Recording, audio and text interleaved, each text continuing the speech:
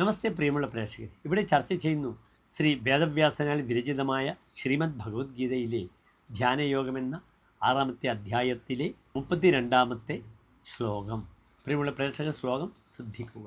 ആത്മൗപമ്യേന സർവത്ര സമം പശ്യതി യോർജുന സുഖം വാ യദി വാ ദുഃഖം സയോഗി പരമോ മദഃ.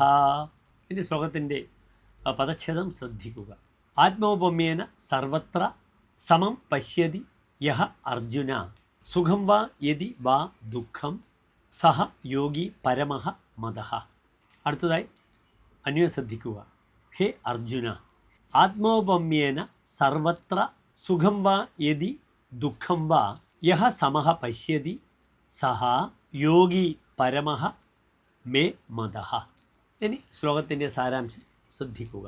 കൃഷ്ണൻ ഇപ്രകാരം അർജുനനെ ഈ ശ്ലോകത്തിലൂടെ തത്വോപദേശം നൽകുകയാണ്.